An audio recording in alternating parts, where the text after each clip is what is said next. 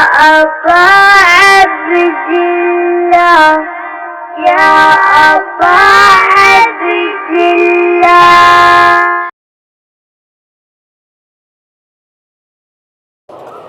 اعوذ باللہ من الشیطان الرجیم. بسم اللہ الرحمن الرحیم. الحمد للہ الذی نور قلوب العارفین بنور معرفتہ واثبت فؤاد انبیائہ واولیائہ بقصص الانبیاء والمرسلین واکمل ایمان المسلمین والمؤمنین بولایت علی امیر المؤمنین علیہ السلام.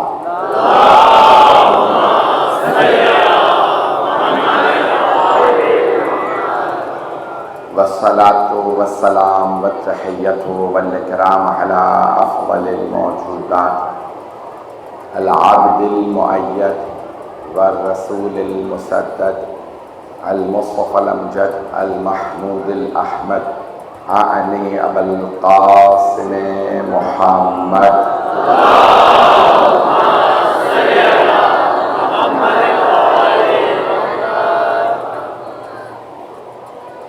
وعلى روحه ونفسه وصهره ووصيه سيد الأتقياء والأصفياء مولى الموالي إمام المتقين علي بن أبي طالب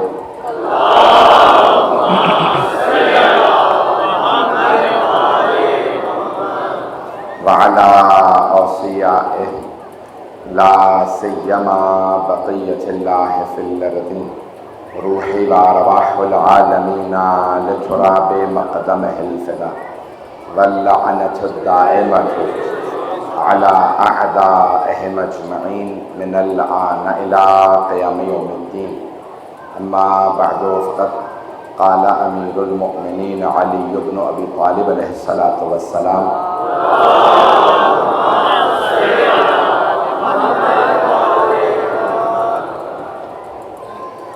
ثم استوصي بالتجار وذوي الصناعات صلوات على محمد وآله.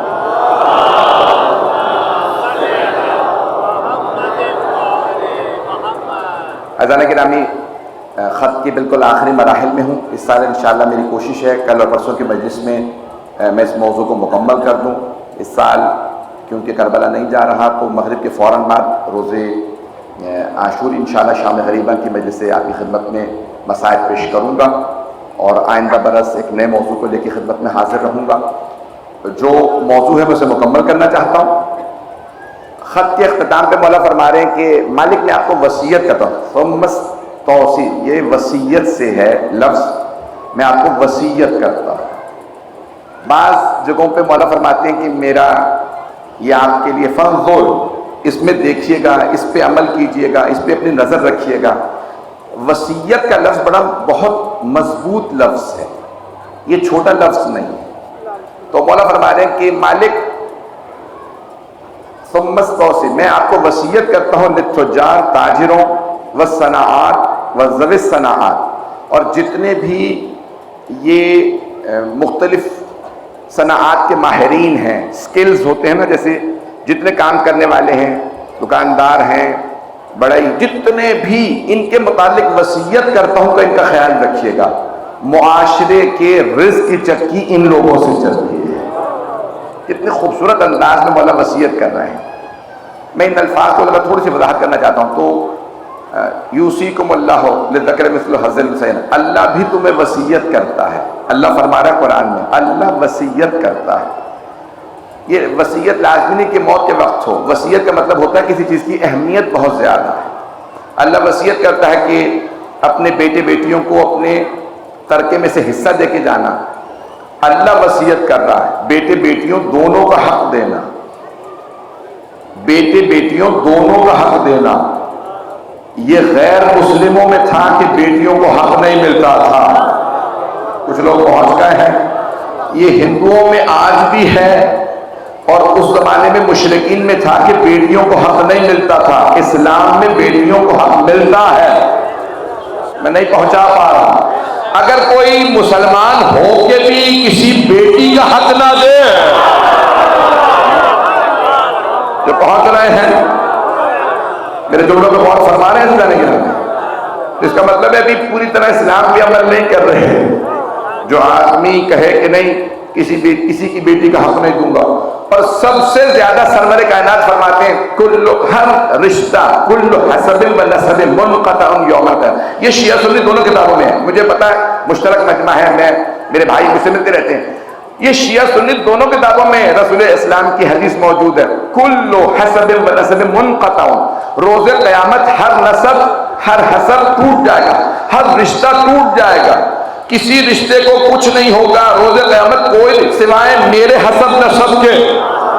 توجہ، میرے رشتوں کے سوا سارے رشتے ٹوٹ جائیں گے۔ لوگ خود ہی باپ اولاد سے، اولاد ماں باپ سے دامن چرائیں گے، ایسا نہ ہو میرے راز کھل جائیں۔ پیغمبر فرماتے ہیں صرف میرے رشتے باقی رہیں گے، میرے رشتے، میرا حسب نسب۔ تو خبردار کوئی پیغمبر کے ماں باپ کو کافر نہ کہے۔ روز قیامت رسول خدا کو کیا منہ دکھاؤ گے؟ حبیب خدا، حبیب خدا، میں ممنون آپ کی محبتوں کا۔ حیدری،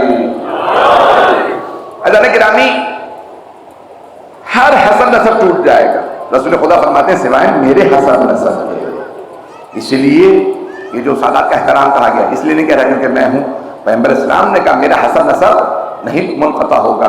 تو اب رسول خدا کی خبردار کوئی بیٹی کا حق نہ لے لے، حساب کتاب خود رسول خدا لیں گے۔ میرے جملے پہنچتے رہیں۔ تو اب یہاں وصیت ہے رسول خدا کی، اللہ نے بھی قرآن میں وصیت کی، مولا امیر بھی وصیت کر رہے ہیں۔ مولا نے چند طبقات سے متعلق وصیت کی ہے، آج کل ساتھ نہیں دے رہا لیکن میں پوری آپ کی خدمت میں کوشش کروں گا۔ مولا فرماتے ہیں کہ اے میرے ماننے والوں، میرے چاہنے والوں، دیکھیں مولا کی عظمت کتنی زیادہ ہے۔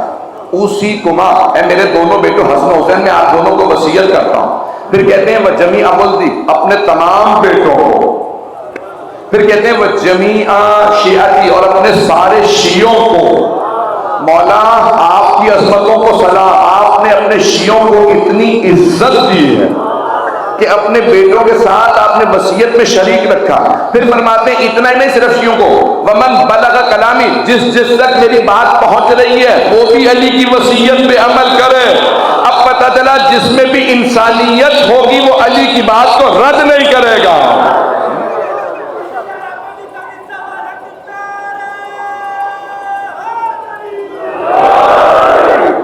توجہ فرما رہے ہیں، عظمت جناب مولا کائنات۔ تو مولا نے بہت سی وصیت، اب آئیے رچن جملے مولا کی وصیت کے جو پیش کر رہا ہوں، اور پھر یہ جو جملہ مولا کا آج میں نے انتخاب کیا اس کی تشریح میں آگے بڑھوں گا۔ مولا فرما رہے ہیں کہ میں وصیت کرتا، اللہ فیکم القرآن۔ یہ عربی میں جب 2 مرتبہ اللہ اللہ مسلمان کہتے ہیں، صدر اسلام سے چلا رہا ہے، یعنی اہمیت کیا کہنے، جب آپ اردو میں کہتے ہیں نا اللہ فیکم القرآن، اے لوگو اللہ کا قرآن تمہارے درمیان موجود ہے، تو قرآن کو کبھی نہ بھلانا۔ پھر مولا بھی فرماتے ہیں اللہ کے گھر کو نہ بلانا۔ جناب عباس نے بھی خانہ کعبہ کی چھت پہ چڑھنے کے بعد یہی جملے کہے تھے، الحمدللہ الذی شرف ھذا بقدوم الوقت، تعریف اس خدا کی جس نے اس گھر کو شرف بخشا میرے بابا کے قدموں سے۔ بہت بڑے جملے ہیں، پتہ نہیں میرے جملے پہنچ رہے ہیں یا نہیں۔ یہ حضرت عباس علیہ السلام کے کعبے کا شرف یہ ہے میرے بابا کے قدم آئے ہیں۔ کس نے شرف بخشا؟ اللہ سبحانہ و تعالیٰ۔ حضرت گرامی، اللہ کے گھر کو کبھی تنہا نہ چھوڑنا، مولا فرما رہے ہیں، اس لیے حج عمرے کو جاری رکھنا۔ بھائی جلدی نہیں چلوں گا۔ حضرت گرامی، خانہ کعبہ میں جب بھی کوئی جائے گا تو خانہ کعبہ میں نماز سے زیادہ تاکید طواف کی ہے۔ سارا رحمان نہیں ہے۔ خانہ کعبہ دنیا کی واحد مسجد ہے، اس کا نام ہے مسجد الحرام، حرمت والی، احترام والی مسجد۔ پوری دنیا میں ہر مسجد میں جاؤ تو نماز پڑھو، واحد دنیا کی مسجد ہے، وہاں نماز سے زیادہ طواف کی اہمیت ہے۔ اور تمام شیعہ سنی علماء نے لکھا ہے کہ جب بھی طواف کرو تو حجر اسماعیل کو، حتیم کو طواف کے اندر لانا۔ حتیم ایک سیمی سرکل بنا ہوا ہے، سفید رنگ کی ایک دیوار سی بنی ہے، تمام فقہ میں ہے، شیعہ سنی تمام، چاہے مذاہب اربعہ ہو، تقلیدی ہو، حنفی، مالکی، حنبلی، شافعی یا غیر مقلد اہل حدیث ہو، میں نے سارے گنوا دیے پھر بھی مجمع خاموش ہے، سب کے سب فقہا کا فتویٰ ہے جب خانہ کعبہ کا طواف کرو تو دیواروں کے ساتھ ساتھ، لیکن جب حتیم کے پاس آؤ تو حتیم کے باہر سے طواف کرنا، طواف کے اندر حتیم کو لانا، حتیم توجہ، اسے حجر اسماعیل بھی کہا جاتا ہے، اس کے باہر سے طواف کرنا، جب طواف کرو تو حتیم اندر آئے، حتیم میں ہے کیا؟ حضرت اسماعیل کی قبر ہے، حضرت حاجرہ کی قبر ہے اور 18 انبیاء کی قبر ہے۔ تمام شیعہ سنی علماء کہتے ہیں حتیم کے باہر سے طواف کرنا، طواف کے اندر حتیم شامل ہو۔ اب پتہ چلا قبروں کا طواف بدعت نہیں ہے۔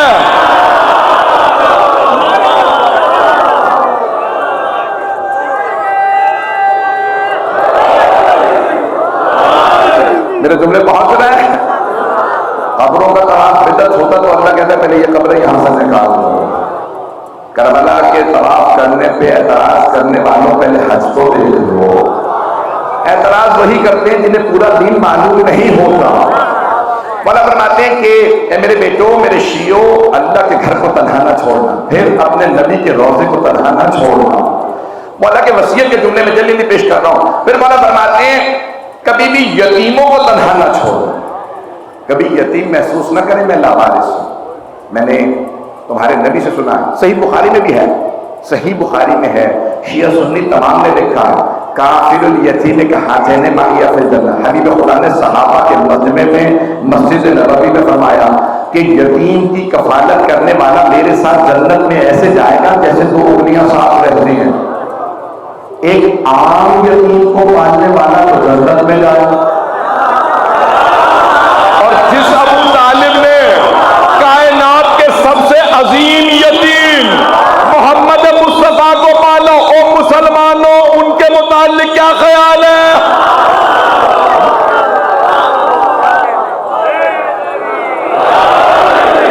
میرے جملے پہنچ رہے ہیں؟ میرا گلا بند تو نہیں کر رہا نا؟ سب مل کے جواب۔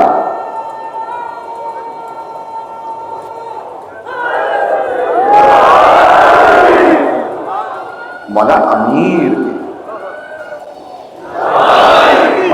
کی وصیت کے جملے ہیں، یتیموں کو کبھی احساس یتیمی نہ ہونے دینا۔ مولا فرماتے ہیں پھر صلح کرنا، اگر دو مومنوں میں لڑائی ہو جائے تو صلح کروانا، ذات البین جسے کہا جاتا ہے نا عربی میں، کہ میں نے میرے دونوں بیٹوں اے حسن حسین، میں نے آپ کے نانا سے خود سنا ہے کہ عام نماز روزے سے مومنوں میں صلح کروانا افضل ہے۔ آپ لوگ تو پریشان ہو کے سن رہے ہیں۔ اذن گرامی، عامت الصلاۃ والصوم، مولا کے الفاظ ہے، حبیب خدا رسول خدا کی حدیث ہے، مجمع کی توجہ ہے، جملہ پیش کرنے لگا ہوں۔ عام نماز روزے سے، عام نماز روزے سے افضل ہے، مومنوں میں صلح کروا دو۔ اگر ہم اور عبادات بتا دیں تو مسلمانوں کو برداشت نہیں ہوتا۔ یہ کیسے ہو سکتا ہے؟ نماز روزے سے کوئی چیز افضل کیسے ہو سکتی ہے؟ اب تو اپنوں میں بھی ہو گیا ہے، نماز روزے سے کچھ بھی افضل نہیں۔ ایک گنہگار مومن کی دوسرے گنہگار مومن سے صلح کراؤ تو حبیب خدا فرما رہے ہیں گنہگار مومن کی دوسرے گنہگار مومن سے صلح کروا دو، عام نماز روزے سے افضل، شب قدر سے نہیں، افضل نمازوں سے نہیں، عام نماز روزے سے افضل۔ اور اگر کوئی حسین ابن علی کی زیارت کے لیے جائے اور 1000 حج ملے تو تعجب نہ کرنا۔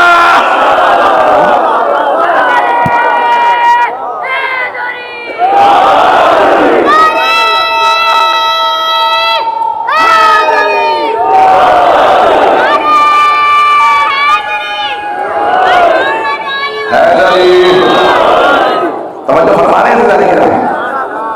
اب بہت سے لوگ کہتے ہیں کیسے ہو سکتا ہے، آپ لوگوں نے نمازوں سے افضل بنا دیا روزوں سے۔ اذان گرامی، یہ ساری زندگی، میں ایک اور جملہ کہہ رہا ہوں، ساری زندگی کی عبادتوں سے افضل زیارت حسین ہے۔ کیوں؟ آپ نماز ہی نہ پڑھ رہے ہوتے اگر حسین کربلا نہ جاتے، یہ روزہ کوئی نہ رکھتا اگر حسین ابن علی کربلا نہ جاتے، حج کرنے والے حاجی مکے میں رہ گئے، حج بچانے والے کربلا چلے گئے تھے۔ پتہ میرے جملے پہنچ رہے ہیں یا نہیں پہنچ رہے ہیں؟ عزیزان گرامی، عبادتوں کو بچانے والے اور ہیں، عبادتیں کرنے والے اور ہیں۔ میرے جملے پہنچ رہے ہیں؟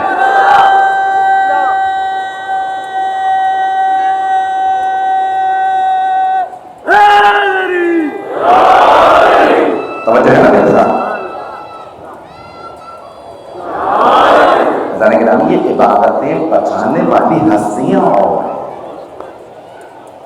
چلیں میں ایک اور جلدی سے اشارہ کر دیتا ہوں، جو بہت سے میرے بھائی ابھی تک خاموش بیٹھے ہیں، شاید وہ تعجب کر رہے ہیں مولانا کہیں بغیر ذمہ داری سے تو بات نہیں کر رہے ہیں۔ عزیزان گرامی، حج پہ جاتے ہیں آپ، سعی کرتے ہیں صفا مروا کے درمیان؟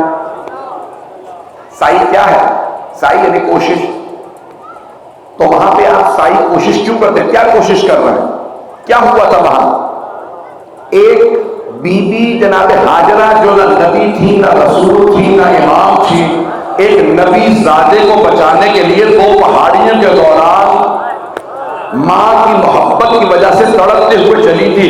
اللہ نے کہا اس کوشش کو جاری رکھنا، مجھے اس ماں کا پہاڑیوں کے درمیان چلنا پسند تھا۔ توجہ، مقدس جگہ پہ چلی، اللہ سمجھا یہ رہا ہے مجھے عامت النماز، یہ جو عام نماز روتے ہیں اس سے کوششیں زیادہ پسند ہے۔ یہ جو میری ایک کنیز اسماعیل کو بچانے چلی تھی، میں بڑے بڑے انبیاء کو بلا کے چلاؤں گا، چلو ہاجرہ کی سیرت پہ۔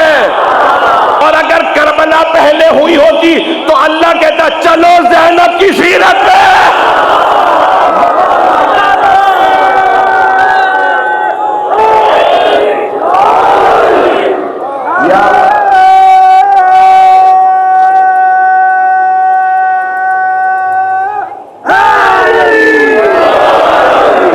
آپ نے کبھی غور کیا یہ مشی کیوں بڑھ رہی ہے؟ توجہ، یہ کربلا کی مشی کیوں بڑھ رہی ہے؟ آخری زمانے کی نشانیوں میں سے ہے، دنیا کا کوئی آدمی نہیں ہوگا جس نے حسین کا نام نہ سنا۔ آپ دیکھتے ہیں جب جلسہ بڑا ہوتا ہے نا، کہتے ہیں سیاسی جلسہ بہت بڑا تھا، خبر میں لگا نہیں ہے مسئلہ۔ ہر جلسہ خبروں میں نہیں جاتا، کچھ لوگ پہنچ گئے ہیں، جلسہ وہی خبروں میں آتا ہے جو جلسہ بڑا ہوا ہو۔ کہتے بہت مجمع تھا، اور اگر بہت زیادہ بڑا مجمع ہو تو انٹرنیشنل خبر بن جاتی ہے۔ اتنا بڑا کوئی سیاسی اجتماع نہیں ہوتا جہاں میں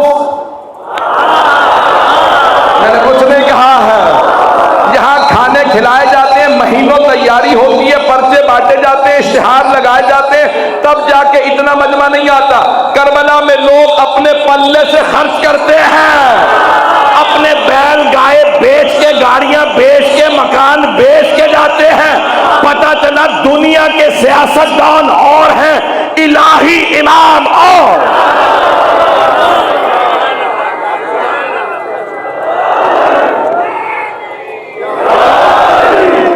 توجہ ہمارے یہاں سے نہیں رہا۔ حسین علیہ السلام بلند تر سلوات۔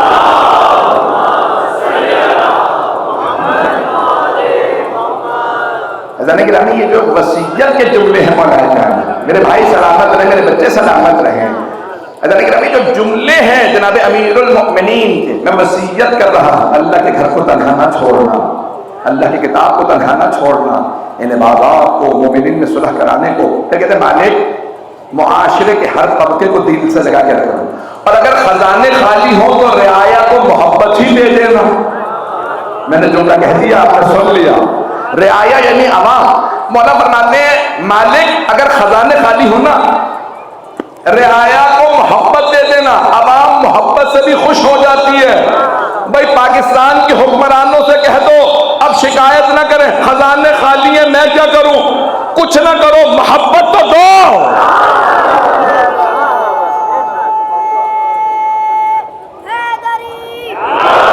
میرے جملے پہنچ رہے میرے بچوں تک۔ مولا کائنات کی فضیلت دیکھیے، کسی غلام کے ساتھ ہی بیٹھتے ہیں تو کبھی نہیں کہتے او غلام توجہ، جاتے ایک نابینا ہے، لباس خراب ہے، ایک خرابے میں پڑا ہے، اور مولا جا کے کہتے ہیں کھانا کھلا دو۔ توجہ، ابھی کون؟ مولا کائنات کہتے ہیں کھانا کھلا دو۔ کہا میرے دانت ٹوٹ چکے ہیں، نابینا ہو، کھایا نہیں جاتا. مولانا نے کہا اپنے ہاتھ سے کھلاؤ. مولانا نے کھانا کھلایا. کہا آپ کا نام کیا ہے؟ کہا تجھے نام سے کیا مطلب ہے؟ ایک غریب دوسرے غریب کے ساتھ بیٹھا, پتہ نہیں مجمع ہے یا نہیں ہے. مولانا کا کہیں سے یہ احساس نہ ہو میرا امام ہے, میرا خلیفہ, میرا حاکم. مولانا کا نہیں, غریب غریب کے ساتھ بیٹھا تاکہ اسے کبھی احساس نہ ہو کوئی با افضل فضیلت ہستی ہے, میں کیسے اس کے ہاتھ سے کھانا کھاؤں. مولانا کا تو کھا, میں کھلا کے خوش ہوں. اس نے کہا اگر میرے ہاتھ سلامت ہوتے میرا دل تھا میں کبھی آپ کی بھی خدمت کرتا ہوں. مولانا نے کہا یہی جو تو مجھ سے کھا رہا ہے نا میں اس سے زیادہ خوش ہوں. ہماری لاکھوں روپے قربان مولانا آپ کے قدموں پہ, دنیا کا ایک ایسا آپ کو آدمی نہیں ملے گا. یہ صرف محمد و آل محمد کی عظمت ہے. میرے جملے پہنچ رہے ہیں میرے بھائیوں میرے بچوں تک. یہ کردار صرف محمد و آل محمد کا ہے.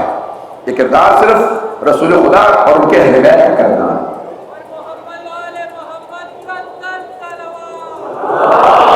ٹائم ہے بھی توجہ فرما رہے ہیں.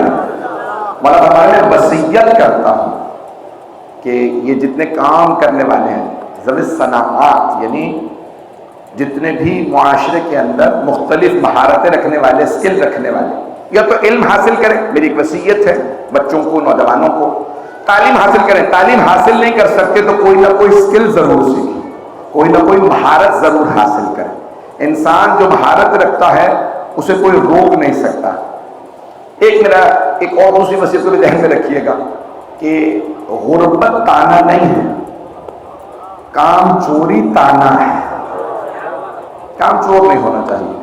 محنت کریں, محنت میں راحت ہے. محنت کرتے رہیں, اللہ برکت خود بخود دے گا. دنیا میں ہم رسوائی نہیں کرتے, شہرت کے لیے دنیا میں ہم رسوائی نہیں کرتے. ارے کم درد تو کرتے ہیں پر حلالی نہیں کرتے, کم درد تو کرتے ہیں پر حلالی نہیں کرتے. ارے ہم ماننے والے ہیں علی مولا کے, ارے ہم ماننے والے ہیں علی مولا کے. ارے مزدوری نہ کرتے ہیں پر دلالی نہیں کرتے. بھائی مطلب چلتا رہے میرے ساتھ. زندگی کے اندر انسان مختلف مہارتیں ضرور حاصل کرے, ہر جگہ کام آتی ہے. انسان جو کچھ ہنر سیکھ لیتا ہے وہ ہنر اس کے کام آتا ہے. ایک اور بات کہوں گا, بہت سے لوگ کہتے ہیں اچھی جگہ اگر مجھے کاروبار مل جائے, اچھی جگہ نوکری مل جائے تو نوکری کروں گا. ہے آج نوجوانوں میں ایک بہت بڑا کمپلیکس ہے, اچھی جگہ نوکری ملے گی تو کر لوں گا, دکان اچھی جگہ ملے گی تو تجارت کر لوں گا. یہاں نہیں, توجہ. ایک آدمی نے ایک بیابان میں دکان کھول لی. اس کے دوست نے کہا بھائی دکان تو نے کہاں کھولی, یہاں کون آئے گا تیری دکان پہ خریداری کرنے کے لیے, کسی کو کیا پتا چلے گا تو نے دکان کھول رکھی ہے. کہا ایک منٹ, ایک میری بات سن, اگر میری موت آ گئی تو کیا اللہ کا جو موت کا فرشتہ ہے ملک الموت مجھے یہاں جنگل میں تلاش کر لے گا؟ توجہ, کیا مجھے یہاں بیابان میں اللہ کا موت کا فرشتہ تلاش کر لے گا؟ تو ہاں تجھے ڈھونڈ کے مارنے کا فرق. کہ جب اللہ کا موت کا فرشتہ مجھے تلاش کر لے گا تو رزق کا فرشتہ کیوں نہیں ڈھونڈ لے گا؟ پتہ نہیں لوگ ہیں یا نہیں ہیں میرے بچے, میرے بھائی, میرے جملے بہت رہے. کبھی بھی اللہ کے رزق پہ شک نہ کرو, مولا کی عطا پہ شک نہ کرو. جانے کے لیے ہر جگہ رزق ملے گا, محنت تو کریں, کوشش کرتے رہیں, رزق مل جائے گا. حسین ابن علی بہت کریم ہے, اللہ نے جنہیں چنا ہے رسول خدا ان کے اہل بیت بہت کریم ہیں, ان کے صدقے میں اللہ سب کو کھلاتا ہے. جانے کے لیے میں جملے پیش کر رہا ہوں. تو مولا فرما رہے ہیں کہ تاجروں کو, تجارت کا مطلب یہ نہیں ہوتا کہ انسان بڑا ہی تاجر ہو, دکاندار بھی تاجر ہے, ہر آدمی کا درجہ الگ ہے. تو تجارت کرنا, کام کرنا, تجارت میں, بزنس میں اللہ نے رزق زیادہ لکھا ہے بنسبت نوکری کی. آپ نوکری کرتے ہیں تو آپ جس کے یہاں نوکری کر رہے ہیں وہاں پہ رزق لکھواتے ہیں, پھر اس سے مانگتے ہیں. کبھی اپنی قسمت کو بھی آزمائیے. نماز پڑھنے سے قسمت بڑھ جاتی ہے, ماں باپ کی خدمت کرنے سے رزق بڑھ جاتا ہے. کسی نے کہا کہ یا رسول اللہ میرے لیے دعا کیجیے رزق بڑھ جائے. کہ ماں باپ کی خدمت کر خود بہت رزق بڑھتا رہے گا. صلوات پڑھنے سے رزق بڑھ جاتا ہے, استغفار پڑھنے سے رزق بڑھ جاتا ہے, صدقہ دینے سے رزق بڑھ جاتا ہے. لوگ کہتے ہیں میرے پاس 10 روپے تھے، 2 روپے میں نے صدقے میں دے دیے، پیسے کم ہو گئے۔ مولا کہتے ہیں صدقہ نکال دو، ان 2 کی وجہ سے 200 اور آئیں گے۔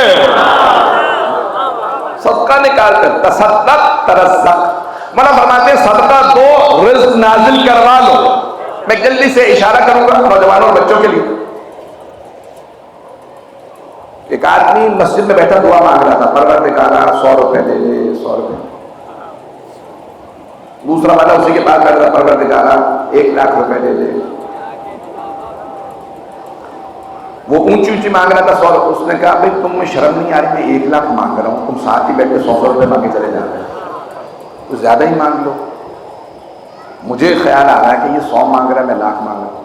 اس وقت جس کے پاس جو نہیں ہوتا وہ وہی مانگتا ہے، مجھے 100 روپے چاہیے کھانے کے لیے، میں وہی مانگ رہا ہوں۔ اس نے 100 نکالے، کہ یہ لو بتاؤ، کہ پروردگارا تیرے ایک مانگنے والے کی حاجت روائی میں نے کر دی، اب میرے پہ نظر کرم کر دے۔ عزیزان گرامی، مولا فرماتے ہیں صدقہ نکالتے رہو، کرم بڑھتا رہے گا۔ میرے کا جملے پہنچ گئے۔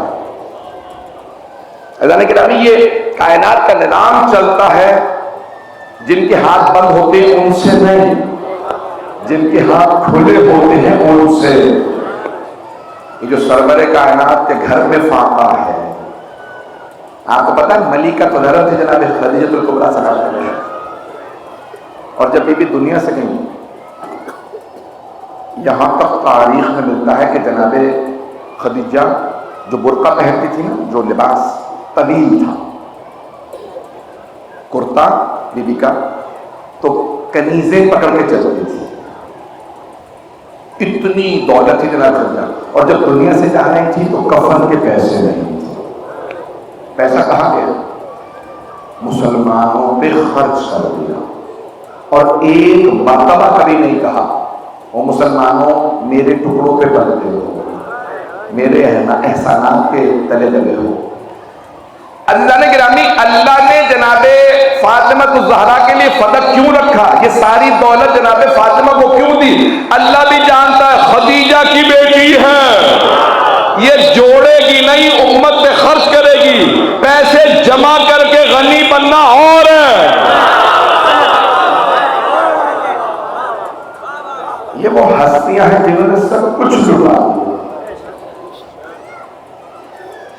عزیزان گرامی، مولا امیر فرما رہے ہیں مالک سب کا خیال رکھیے گا، معاشرے کے ہر طبقے کا خیال رکھیے گا۔ 5-10 منٹ زحمت تو چلیے گا میرے ساتھ۔ عزیزان گرامی، یہ جناب مولا کائنات کی وصیت کے جملے میرے بچے اپنے ذہنوں میں رکھیں۔ مولا امیر اللہ کے بعد، رسول خدا کے بعد مولا امیر سے افضل کوئی نہیں۔ میں ایک جملہ پیش کر رہا ہوں میں اپنے اہل سنت بھائیوں کے لیے، تاکہ وہ پریشان نہ ہو کہ شیعہ عقیدہ پڑھے چلا جا رہا ہے اتنی دیر سے، نہیں، میں رسول خدا کا جملہ پیش کر رہا ہوں۔ آپ فرماتے ہیں کہ اگر میرا بھائی یحییٰ ابن زکریا، نبی یحییٰ، حضرت یحییٰ ابن زکریا کا زہد مشہور ہے یا نہیں؟ ہمیشہ گریہ کرتے رہتے تھے، خشک روٹی کھاتے تھے، بے انتہا عابد اللہ۔ تو رسول خدا فرماتے ہیں اگر میرا بھائی یحییٰ ابن زکریا میرے بھائی علی کے زہد کو دیکھ لے تو سلام کر کے کہے گا علی کا زہد زیادہ ہے۔ انبیاء علیہ السلام مولا امیر کی عظمت کو سلام کریں گے، ایک ایک نبی کہے گا یا علی جتنے قربانیاں آپ نے دی ہیں۔ چند جملوں پہ غور کر لیجیے گا، میں کوشش کر رہا ہوں کہ میرے اہل سنت بھائی ذہن میں شبہ نہ لے کے جائیں۔ عزیزان گرامی، انبیاء علیہ السلام نے بھی جب امتحان دیے تو بہت سے انبیاء علیہ السلام لرزنے لگے۔ جناب ایوب نے کہا پروردگارا اس سے آگے امتحان نہیں دے سکتا، میری ناموس پہ حرف آئے، میرے بیٹے مارے گئے، میری صحت۔ جناب یوسف زندان میں تھے، مجمع سن رہا ہے میری باتوں کو؟ جناب یوسف علیہ السلام زندان میں تھے، حضرت ایوب علیہ السلام جناب یوسف کے داماد حضرت ایوب علیہ السلام، نبی ایوب۔ جناب یوسف علیہ السلام زندان میں، ایک وقت آیا گریہ شروع کر دیا۔ جناب جبرائیل نے کہا کیا بات ہے؟ کہا اب مجھ سے زندان برداشت نہیں ہوگا، میں جیل میں اور نہیں رہ سکتا، پروردگارا مجھے زندان سے نکال دیا۔ سلام موسیٰ کاظم علیہ السلام، ایک مرتبہ اللہ سے شکوہ نہیں کیا، پروردگارا مجھے زندان سے نکال۔ جناب یوسف سے زیادہ سخت اور طویل زندان کی مدت ساتویں امام کے زندان کی، امام موسیٰ کاظم علیہ السلام۔ خدا کی قسم ساتویں امام نے اتنی طویل زندان کی مدت میں ایک مرتبہ اللہ کی بارگاہ میں شکوہ نہیں کیا، بلکہ شکر کرتے رہے۔ پروردگارا تیرا کیسے شکر ادا کروں، میں نے تجھ سے تنہائی مانگی تھی، تو نے ایسی تنہائی دی ہے کہ نہ سوائے تیرے کوئی اور ہے نہ سوائے میرے کوئی اور۔ جو مصائب پہ بھی شکر کرے وہ محمد والے محمد ہے۔ پتہ نہیں میرے جملے پہنچ رہے ہیں یا نہیں پہنچ رہے۔ عزیزان گرامی، جب جناب امام حکم سے پوچھا، زندانوں میں گئے، کبھی دربار میں، زندان میں، بازار میں امام سجاد نے خدا کی قسم شکوہ نہیں کیا، گریا ضرور کیا، شکوہ نہیں کیا، نہیں کہا پروردگارا کیوں میں اپنے بھوکے کے ساتھ، کہا پروردگارا تو نے امتحان دیا ہے، ہم کامیاب ہو کے دکھائیں گے۔ اگر کہتے بھی تھے تو اپنے بابا سے، بابا قرآن کی تلاوت شروع کر دیں تاکہ لوگ میری دھوپیوں کو نہ دیکھیں، آپ کے سر کو دیکھتے رہے کہ ایک سر ہے جو قرآن پڑھ رہا ہے۔ اللہ گرامی مولا فرمانے کہ ایک طبقے کو ان کا خیال رکھیں، معاشرے کے غریب طبقے کا بھی خیال، مالک ایک ایک کو اپنا سمجھ کے ان سے پیش آنا۔ حاکم یہ نہ سمجھے میں بہتر ہوں اس لیے حاکم ہوں، کیا پتا یہی حکومت جہنم کا سبب بن جائے۔ پتہ نہیں میرے جملے پہنچ رہے ہیں یا نہیں پہنچ رہے۔ کئی حاکم جہنم میں اس لیے چلے جائیں گے کیونکہ حکومت تھی اور بے انصافی، بے عدالتی اور تمام کے تمام گناہ اس حکومت کی وجہ سے انجام دیے، لوگوں کا حق کھائے۔ چلے میں اور سخت جملے نہیں کہوں گا، آپ لوگوں کے لیے شاید یہ سخت ہے۔ اور کئی لوگ صرف اس لیے بخشے جائیں گے انہوں نے غربت دیکھی، سختی دیکھی، پریشانی دیکھی، اللہ کہے گا یہ میرا بندہ دنیا میں زحمتیں کاٹ کے آیا ہے، جاؤ فرشتوں میں نے اسے بخش دیا، اس نے دنیا میں سختی اتنی کاٹی۔ عزیزان گرامی، آج 7 محرم بھی گزر گئی، آپ جانتے ہیں نا عمر سعد نے خیام حسینی کا پانی بند کر دیا۔ میرے ساتھ رہیے گا، میں مساجد کی طرف جانے والا ہوں، میں جانتا ہوں یہ آخری ایام ہیں، اب پورا دن لوگ مجالس میں رہتے ہیں، جلوسوں میں رہتے ہیں، کسی کو پانی ملتا ہے، کسی کو سبیل پہ پانی نہیں ملتا، کیونکہ لوگ جلوسوں میں ہوتے ہیں، مجالس میں ہوتے ہیں، میری اگلی مجلس نہ رہ جائے، میں فوراً وہاں پہنچ جاؤں۔ ہر آدمی مومن مومنہ اس وقت ساری توجہ مولا حسین کی عزاداری میں مبذول رکھتے ہیں، لیکن میں کہتا ہوں سلام ان پہ جو کھانا پینا بھلا کے صرف عزاداری میں لگے، تبرک مل گیا تو کھا لیا، سبیل کی شربت ملا تو پی لیا۔ عزیزان گرامی، 7 یا 8 محرم کو حضرت حبیب تشریف لائے، پھر مولا نے تمام اپنے انصار کو ان کا مقام دکھانا شروع کیا۔ جنت میں کون کس مقام پہ ہوگا، کون کون شہید ہوگا، بس 10 سے 15 منٹ زحمت ہوگا۔ آپ جانتے ہیں نا خاندان اہل بیت سے تشییع جنازہ نہیں ہوا۔ تشییع جنازہ سمجھتے ہیں، لوگوں کو بلایا جائے کہ تابوت اٹھنے والا ہے، جنازہ اٹھنے والا ہے۔ رسول خدا نے وصیت کی مجھے میرے گھر میں دفنا دیا، اور کسے وصیت کی؟ مولا امیر کو، یا علی جب تک آپ مجھے دفنانا نہ دیں گھر سے نہ جاؤں گا۔ بڑی عجیب وصیت ہے، میں جب سوچتا ہوں مجھے رونا آتا ہے۔ رسول خدا کی وصیت کیسی ہے؟ یا علی مجھے اوروں کے رحم و کرم پہ نہ چھوڑ کے جائیے، خود قبر میں اتار کے جائیے گا۔ پیغمبر کو پتا تھا میرے ساتھ کیا ہوگا. یا رسول اللہ آپ کے پاس تو مولا علی تھے، جب تک مولا نے غسل و کفن نہیں لیا وہ اس سے کہیں گئے. کچھ لوگ پہنچ گئے ہیں. جناب سیدہ نے وصیت کی یا ابا الحسن جنہوں نے آپ کی بیعت توڑی ہے وہ میرے بھی جنازے میں نہ آئے. جناب سیدہ کے بھی جنازے میں لوگ نہیں تھے. پتہ نہیں پڑھوں یہ جملے نہ پڑھوں. انگلیوں پہ گن سکتے تھے افراد. شہید اصغر نے لکھا صرف 14 افراد جنازے میں تھے. کائنات کی ملکہ اور جنازے میں صرف 14 افراد. اور جنازہ اٹھا لکھا رات کی تاریکی میں. مولا امیر آگے سے کاندھا دے کے چل رہے تھے. ایک بوڑھے جناب سلمان فارسی نے کاندھا دیا ہوا تھا. جنازہ اٹھا تو مولا نے رو کے کہا تھا بیٹا حسن مجھے جنازے کے پیچھے آہٹ محسوس ہو رہی.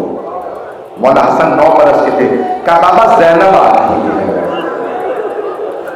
مولا نے فرمایا بیٹا حسن میری غیرت برداشت نہیں کرتی. زینب بازار میں ماں کے جنازے میں. مولا حسن نے فرمایا بابا زینب کے سر پہ برقع ہے، چادر ہے. مولا نے کہا نہیں بیٹا بہن کو گھر چھوڑ کے آئی ہے. میں کہوں گا مولا سر پہ چادر ہے، باپ کا سایہ، ماں کا جنازہ، بھائیوں کا ساتھ ہے، آنے دیجیے. مولا جب کوفے کا بازار ہے نہ محرموں کا مجمع ہوگا تو آپ کیسے برداشت کریں گے؟ بیٹا پانی دے لو. بس بھائی آج مجھے امام حسن مشتبہ کے یتیم کے مسائل کو پیش کرنا.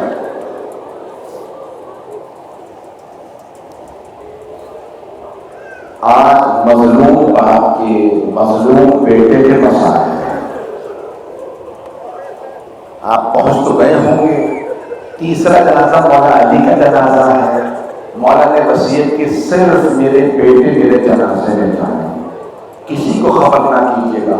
پھر کہا بیٹا حسن دفنانے کے بعد قبر کا نشان بھی ڈال دیجیے گا. یہ ناسبی خارجی میری قبر کی توہین کرنا چاہتے ہیں. چوتھا جنازہ مولا حسن کا اگر دیکھ سکتے ہیں تو دیکھیے گا نہیں تو آنکھیں بند کر کے مدینے چلیے گا. چوتھا جنازہ مولا حسن کا یہ پہلا جنازہ ہے جس کی تشہیر ہوئی ہے، جس میں مولا حسین نے اعلان کیا مدینے والوں جوانان جنت کے سردار کا جنازہ ہو رہا ہے. پہلا جنازہ اٹھا اس پہ بھی تیر برسائے.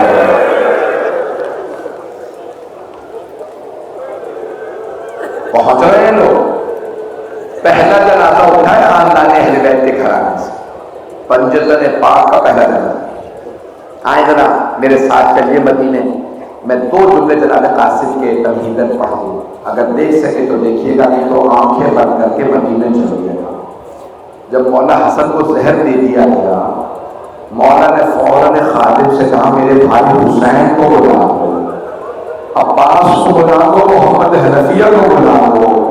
پھر جیسے جناب عباس آئے کہا عباس ذرا زینب کو بلا دو، ام کلثوم کو بتا دو، میرا آخری وقت ہے. جیسے ہی بہنیں آنے لگی نا تو مولا حسن نے کہا میرے بھائی حسین عباس سے کہو یہ تش چھپا دے جس میں میرے کلیجے کے ٹکڑے ہیں. جناب عباس نے پوچھا مولا کیوں میں تش چھپا دوں؟ کہا عباس میں نہیں چاہتا میری بہنیں میرے جگر کے ٹکڑے دے دیں، لیکن ہائے کربلا گردن اور سر بازوؤں کے ٹکڑے پڑے ہیں. جہاں بہنیں کھڑی رو رہی ہیں ہائے حسین، ہائے عباس، ہائے قاسم. اجرکم اللہ، اجرکم اللہ.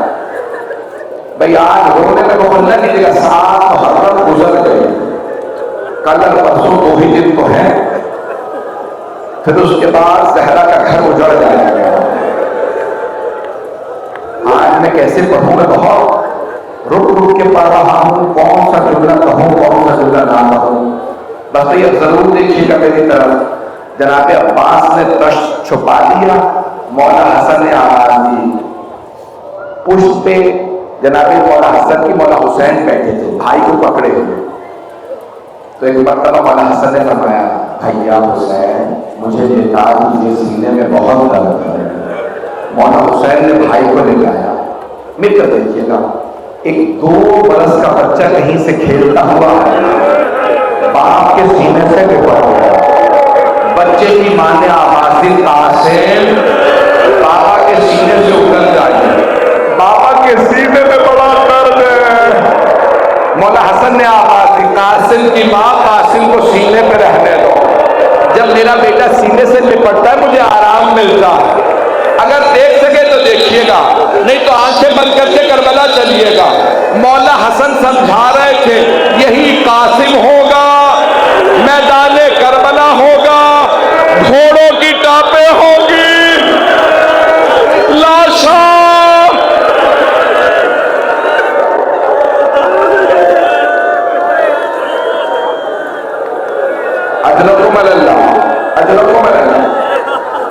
मकतल में है जनाब मौला हसन ने मौला कासिम को गले लगाया, सीने से लगाया, बहुत चूमा प्यार किया। एक मरतबा वसीयत की, नाम पे इख्तिलाफ है, फरमा मशहूर है नाम जनाब का फरमा, और बाद में रमला लिखा है। मौला हसन ने कहा अपनी ज़ौजा से, एक मरतबा वसीयत की, मेरा आज मौजूद वसीयत ही था, मौला हसन की वसीयत के जुमले सुने थे। एक मरतबा का कासिम की मां, जब मेरा भाई हुसैन करबला जाए मेरे कासिम को जरूर भेजिएगा। मैंने आज ही तुम्हारा मकतल में तारीख को मैं देख रहा था, बाज ने 4 बेटे लिखे हैं मौला हसन के करबला में, बाज ने 5 जो शहीद हुए, और हजरत हसन मुसन्ना जख्मी हुए। कहा कासिम को जरूर भेजना। और फिर एक जुमला कहा, रौनकुल शुहदा में जुमला है, रौनकुल शुहदा में कहा मैंने एक तावीज़ लिख दिया है, जब कासिम बहुत परेशान हो तो मेरे कासिम से कहना, कासिम तावीज़ खोल के पढ़ लीजिए, इसमें बाबा ने मुश्किल का हल लिखा है। जनाब कासिम हमेशा वो तावीज़ अपने बाजू पे बांधे रखते थे। मेरे एक भाई से बर्दाश्त नहीं हो रहा, भी तो मैंने सारे मसाइल पढ़े भी नहीं है। एक मरतबा 10 मुहर्रम की सुबह हुई, एक माँ अपने बेटे को प्यार करती कहती अलविदा। फिर एक वक्त आया, जनाब कासिम की वालिदा ने कहा, बेटा कासिम आप अभी गए नहीं शहादत के लिए? कहा अम्मा मैं जब भी चचा से कहता हूँ मुझे इजाजत दीजिए, चचा कहती हैं आप मेरे मरहूम भाई की निशानी है। कासिम मैं जब भी अपने भाई की जियारत करना चाहता हूँ आपको देख लेता हूँ। कासिम आप मेरे भाई की शबीह है, मेरे भाई की याद ताजा हो जाती है। कासिम आपको अभी नहीं भेजूंगा। जब 2-3 मरतबा जनाब कासिम को मना कर दिया ना मौला हुसैन ने, तो एक मरतबा जनाब कासिम के रोने की आवाज आ रही थी खैमों के पीछे। एक मरतबा जनाब कासिम के वालिदा ने आवाज देके कहा, बीबी मुझे लग रहा है कि मेरा यतीम बेटा हो रहा है। जनाब ज़ैनब ने खैमे का पर्दा हटाया, कहा कासिम बेटा क्या बात है, क्यों इतना रो रहे हैं? आपकी माँ बहुत परेशान है। कहा माँ मैं चचा से जब भी इजाजत ना लेता हूँ, चचा कह देते हैं आप मेरे मरहूम भाई की निशानी है। अम्मा मैं इसलिए रो रहा था, चचा मुझे इजाजत नहीं दे रहे। अगर देख सके तो देखिएगा, जैसे एक बच्चा अपने घुटनों में 2 हाथ रख के बैठ के रोता है ना, जनाब कासिम वैसे अपनी पेशानी घुटनों में बैठ के घुटनों पे रख के रो रहे थे। एक मरतबा जनाब कासिम की वालिदा ने कहा, बेटा आपके बाबा ने कहा था अगर कासिम बहुत परेशान हो ना तो कासिम से कहिएगा अपना तावीज़ खोल के पढ़ ले, उसमें हल लिखा होगा। जनाब कासिम ने आंसुओं को साफ किया, एक मरतबा तावीज़ उतारा, अगर देख सके जरूर देखिएगा, तावीज़ खोला, उसमें जानते क्या लिखा था? मौला हसन की तहरीर थी, या बुनैया कासिम, ऐ मेरे लख्ते जिगर कासिम, इज़ा वजदत अम्मकल हुसैन, जब आप अपने अम्मू जान चचा हुसैन को तन्हा पाए, प्यासा देखें, तो जान कुर्बान करने में दरेग ना कीजिएगा। जनाब कासिम ने कहा चचा जान अब आप मुझे शहादत से नहीं रोक सकेंगे। चचा जान देखिए मेरे بابا نے کیا لکھا؟ میں سب سے درخواست کروں گا میڈم دیکھیے گا، جناب قاسم خوشی خوشی آئے، کسی بچے کو مرنے کا اتنا شوق نہیں ہوتا کہ چچا جان دیکھیں میرے بابا نے کیا لکھا۔ مولا حسین نے کہا لاؤ میرے بھائی کی تحریر مجھے دو۔ مولا حسین نے تحریر لی، ایک مرتبہ چوما تحریر کو، آنکھوں سے لگایا، پھر مدینے کا رخ کر کے کہا ہائے میرے بھائی، آپ نے غربت میں مجھے یاد رکھا، جب میں تنہا رہ گیا میرا کوئی یاور و مددگار نہیں رہا، میرے بھائی نے مجھے یاد رکھا۔ ایک مرتبہ مولا حسین نے بھائی کی تحریر کو بار بار چوما۔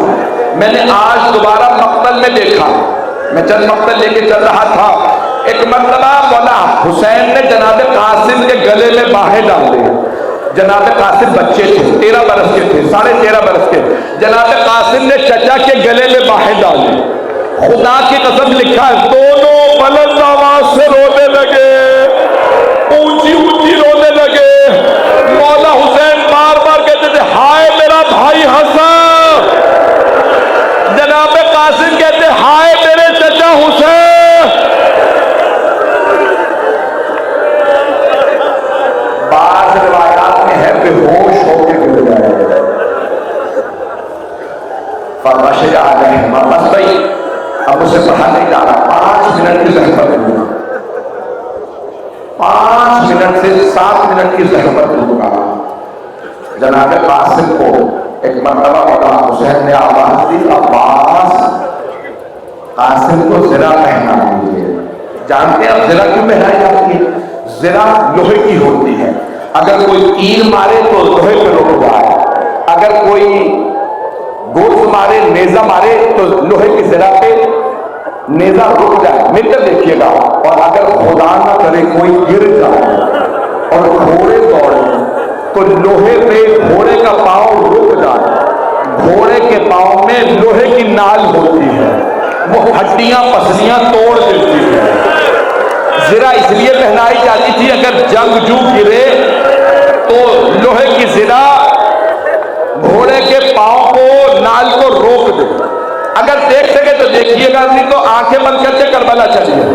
جناب عباس نے زرہ پہنائی، زرہ مردوں کے لیے بنائی جاتی تھی، جناب قاسم بچے تھے، بہت پتلے دبلے تھے، جناب عباس نے پہلی زرہ پہنائی، جناب قاسم کو پوری نہیں آئی، دوسری زرہ، تیسری، چوتھی، جناب قاسم کا چچا زرہ پہنے میں بغیر زرہ کے چلا جاؤں گا، علی کے پوتے ہیں نا، کہا چچا جان میں بغیر زرہ کے چلا جاؤں گا، چچا مجھے زرہ کی ضرورت نہیں ہے۔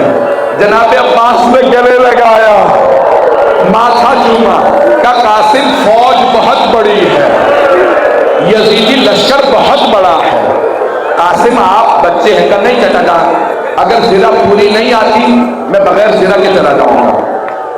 اگر دیکھ سکے تو ضرور دیکھے گا، مولا حسین نے دونوں بازوؤں میں ہاتھ ڈال کے گود میں لیا، جناب قاسم کو گھوڑے پہ بٹھایا۔ میرے کو دیکھیے گا، وہ جو امامہ پہنایا تھا نا، ایک مرتبہ امامہ پھاڑا، جیسے مردے کا تحت الحنک نکالتے ہیں نا، مولا حسین نے تحت الحنک نکالا، اور ایک مرتبہ غور سے دیکھا گھوڑے پہ سوار جناب قاسم کو، اور دیکھنے کے بعد کہا قاسم الوداع، قاسم الوداع۔ جناب قاسم نے گھوڑے کو ایڑ لگا، مقتل میں اترے، 35 سواروں کے سر اتارے، علی کے پوتے تھے، حسن مجتبیٰ کے بیٹے تھے، شیر کے بیٹے، شیر کے پوتے، جناب عباس جیسے شیر کے شاگرد، 35 جوانوں کے سر قلم کیے۔ عمر سعد نے، حضرت نے ایک مرتبہ کہا اس جوان کو میں ماروں گا، اس نے پہلے اپنے ایک بیٹے کو بھیجا کہ اس بچے کو مار کے آؤ۔ جیسے ہی وہ جوان سامنے آیا نا، مولا حسین نے کہا پروردگار وہ جوان کھانا کھا کے آیا ہے، میرا قاسم پیاسا۔ جناب قاسم نے تلوار کھینچی اور ایک مرتبہ کہا اللہ اکبر، اس آدمی کے 2 ٹکڑے کر دیے، اس نے اپنے دوسرے تیسرے بیٹے کو بھیجا، تینوں مارے گئے۔ اس نے کہا اب اس بچے کو میں خود ماروں گا۔ ایک آدمی حمید کہتا، میں نے کہا تو 1000 پہلوانوں کا ایک مارا جاتا، یہ بچہ بہت خوبصورت ہے، میں نے زندگی میں اتنا خوبصورت بچہ نہیں دیکھا، مت مار۔ حمید کہتا ہے، میں نے کہا اگر یہ بچہ مجھے مارتا تو میں مر جاتا، اس پہ ہاتھ نہ اٹھاتا، میں نے اتنا نورانی بچہ زندگی میں نہیں دیکھا، اس میں رسول کی شبیہ آ رہی ہے، مت مار۔ اس نے کہا نہیں، اس نے میرے بیٹے مار دیے۔ ایک مرتبہ اس نے تلوار کھینچی، جیسے ہی تلوار کھینچی نا، مولا حسین نے کہا پروردگارا میرے قاسم پہ رحم فرما۔ جناب قاسم نے تلوار چلائی، اس کا سر اتارا، جیسے ہی سر مارا، عمر سعد نے کہا ساری فوج سے کہو گھوڑے دوڑائے، مشرق کے گھوڑے مغرب دوڑے، مغرب کے گھوڑے مشرق دوڑے۔ ایک نے سر میں تلوار ماری، دوسرے نے گرد مارا۔ جناب قاسم نے کہا چچا جان میں گر گیا، میری مدد کو آئیے۔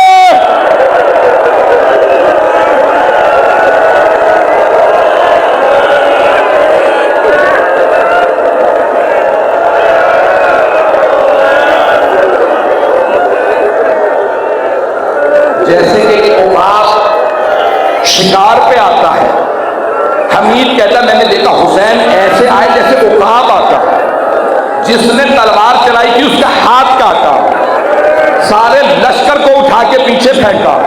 دیکھا جب گرد و غبار چھٹ گیا تو دیکھا مولا نے ایک لاشا سر زانو پہ رکھا ہے، ابا بچھا رکھی ہے، اور رو رو کے کہہ رہے قاسم بیٹا آپ نے بلایا تھا، میں آ گیا تھا، لیکن قاسم آپ کا لاشا نہیں، میرا بچہ روکے نہیں ہے۔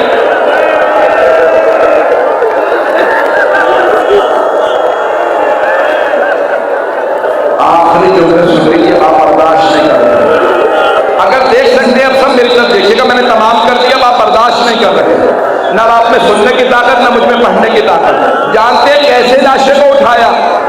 جب صبح صبح مانی